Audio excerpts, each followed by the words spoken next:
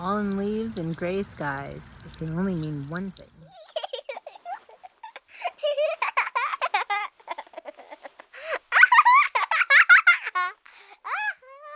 Fall is just around the corner. All right. It is currently the beginning of August. It will be hot. It will be miserable. It will be ridiculous.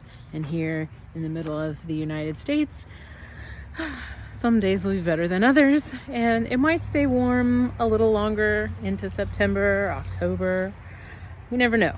Or it might get cold all of a sudden, and it'll just be cold for the whole of the fall.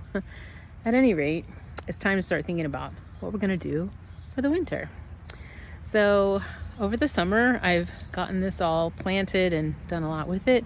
If you've been watching, you've kind of seen some of the things that have been going on. There are many plants in pots that are going to need to overwinter. Now, normally you would overwinter them in the house, but I have a cat, and my cat will eat anything green, whether it's good for him or not. So that's my first problem with taking things inside. The second problem is my house doesn't have any good windows for growing plants. So the best plants are growing outside, and they're lovely, but they definitely are going to need to get a little help. I don't know if I'll be able to save any of them or grow them over the winter, but I do have some ideas. So I have a few pots here and there throughout the garden. You can see this one, and they have a few different kinds of plants in them. This guy right here, let me tell you, this plant right here, I don't know what this thing is called. This was a gift for my graduation, and it really likes living here. It grew crazy in the big pot. I moved it from its original pot to a big pot. It grew crazy in there. I've split it into other small pots, so there's little pots of it everywhere. Anyway, it's very happy here. I don't know if it will survive the winter. The spider plants, there are spider plants everywhere. We have spider plants in the pond all over. And I know they can grow very well inside if I had good windows, but I don't. I also have this lovely thing. This has some chocolate mint, which smells delightful. This is denim and lace. It's got some more of that little guy. Anyway, so I have all these random kind of plants that I know I need to take inside, but I can't take them all the way in. So I need a plan. So what can we do with them? Well, let me introduce you to the deck zebo.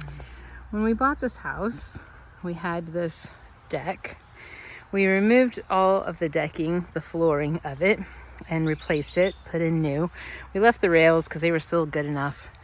And we added this extension, this room. So it's a covered roof. Basically, it's a gazebo on the deck. So that's all it is. It's just a roof. We've hung curtains from it, just like a gazebo. It's got netting hung from it, just like a gazebo. So we can go in there and sit and, be protected from the rain. It's not heated. It's not insulated. It is just a covered section of our deck. We've called it the deck zebo. So because the deck zebo is not insulated or heated, we have to figure out how we can best rescue the plants. So we usually put two sides of the deck zebo get covered in heavy vinyl. So we usually do two walls in heavy vinyl over the winter. We've got a good system in place for doing that. We hook them on with washers. They're really solid. They hold up to the crazy winter winds and everything.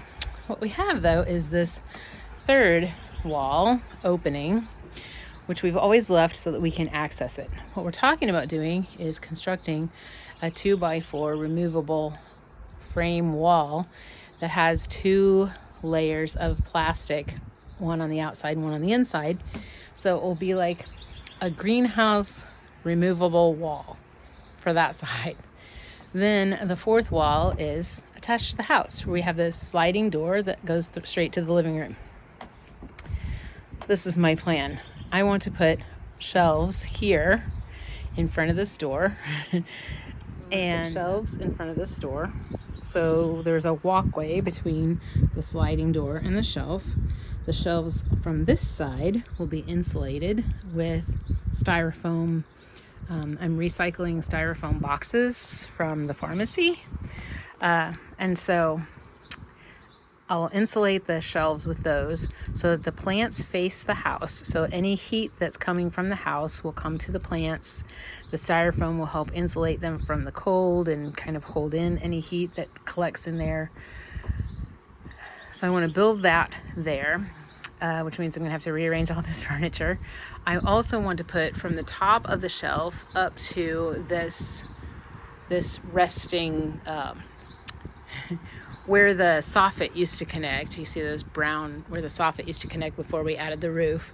So I want to build a makeshift additional roof, clear, out of clear greenhouse plastic, so that it can also help hold in warmth and light and, let the light into the plants. But so basically there will be a space here. It will be insulated on either end by the coolers, the styrofoam coolers. The shelves will be insulated. Grow lights or some kind of lighting will be attached to that cross roof, because the other problem is once I block this off, all my winter sunlight goes away, and that's a problem for me. That's why I have the deck. Do well without winter sunshine. So I have to be able to provide light so that I don't feel like I'm inside of a cave in my living room. Still have access to the outside of the deck zebo. Provide warmth and protection from the winter winds for the plants. Yeah, that about covers it. So that's going to be the next project. That's the thing we have to work on. I have to water this spot on the grass. My husband's not going to be very happy. If you saw me dye the curtain or the umbrella the other day, the water had to be really hot, and I had the bucket sitting here so I wouldn't stain anything else, and the water was hot and it burned up the grass. All right, so anyway, so that's what's going on. We need to turn the deck zebo into an overwintering greenhouse. I've got rubber mats to block any cold air that would be coming up through the slats in the deck flooring. So that should help that. I have grow lights to put above it. I am collecting insulated coolers to line the shelves, and that's about as protected as my plants can possibly be, I think. I do have a couple of warming mats like you would use underneath reptile aquariums. So I'm thinking that might be helpful, maybe? I don't know. So what are your thoughts? What do you think? Has anybody tried anything like this? I mean, I know basically you use a greenhouse, or you take them inside or put them in your garage and do what you can with them. What do we think? I mean, really, if I lose all the plants, it will be very sad, but it will not be a whole lot of money because I've bought them all on sale. And these spider plants I got for $2 a plant, and I have 5 of them, although it looks like I have a whole jungle full because they've done really well. So I think I have plenty, and I think I can probably take a couple of them inside, so I won't lose them all anyway. I just can't take them all inside because like I said, I have no good place to put them in there. So what do you think? Think it'll work? Am I forgetting anything? Do you think that will satisfy the needs of the plants and still provide me with something that resembles sunlight coming through my large double door in my living room? I don't know. It's gonna be a job. All right, tell me in the comments. What am I forgetting? What should I do? Do you have any suggestions, thoughts, ideas? I've never done this before, so I'm totally winging it. Tell me What do I need to do with it? All right. That's it. That's what I got going on. Stay tuned. You'll be seeing more. Be blessed.